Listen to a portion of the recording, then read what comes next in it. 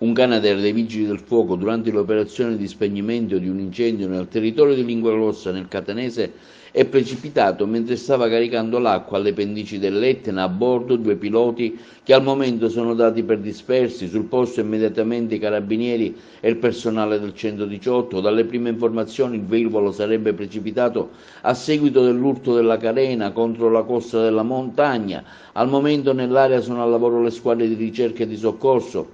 Si legge in una nota della Protezione Civile siciliana: la dinamica è ancora da stabilire. Il Canadair ha impattato sulla montagna per poi precipitare al suolo. Le squadre sono sul posto e stanno cercando di arrivare al relitto dell'aereo. È stata una giornata di sole, ma non sono in grado di stabilire le condizioni del vento. A bordo 2 piloti, il comandante e il vice. Così Luca Cari, portavoce dei Vigili del Fuoco: le mie squadre hanno visto precipitare per il fumo, l'aereo è completamente distrutto, ci sono state diverse esplosioni dopo il Canadair è caduto, l'aereo è distrutto e i Vigili del Fuoco stanno cercando i 2 piloti. Così la dichiarazione di Salvatore Cocina, direttore della Protezione Civile regionale siciliana. Abbiamo subito avvisato il Presidente della Regione Renato Schifani per quanto successo. Il Presidente sta seguendo da vicino alle pendici dell'Etna, aggiunge Cocina. I 2 piloti sono della società Babcock, che fornisce il servizio del Canadair in Italia. Il 1° maggio di quest'anno era stato rinnovato col Ministero dell'Interno il contratto alla società stessa fino al 31 dicembre 2024. L'aereo era impegnato come da altro ieri nello spegnimento di un incendio su montagna Calcinela a sud di Linguaglossa, e forse avrà urtato la stessa. Apprendo con profonda commissione la tragica notizia dell'incidente aereo che è avvenuto alle pendici dell'Etna in Sicilia, che ha visto coinvolto un Canadair durante un'operazione antincendio. Mi stringo così alle famiglie dei piloti ancora dispersi ed esprimo la vicinanza al capo dipartimento della Protezione Civile Fabrizio Curcio, che sta coordinando le operazioni di pronto soccorso, e al Presidente della Regione Siciliana Renato Schifani in questi momenti di angoscia.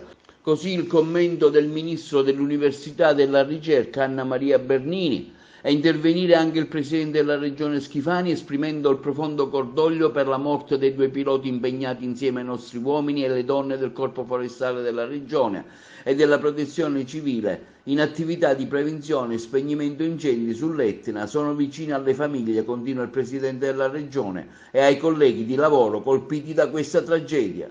Direttore Cocina, dalle immagini che abbiamo visto sembra uno stallo d'ala, insomma, questa è pare che abbia causato la tragedia. Dalle immagini che ho potuto vedere appena ora sembrerebbe qualche cosa, un incidente tecnico che è successo.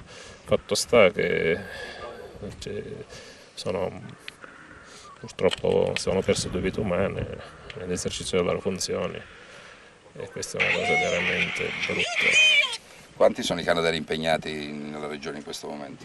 Ma non sono tanti, perché come sapete la stagione antincendio è finita. Purtroppo a causa di questo clima impazzito in queste giornate abbiamo diversi incendi, diversi Canadair impegnati. Purtroppo questo ha avuto questo brutto incidente in questa zona, che comunque è molto impervia.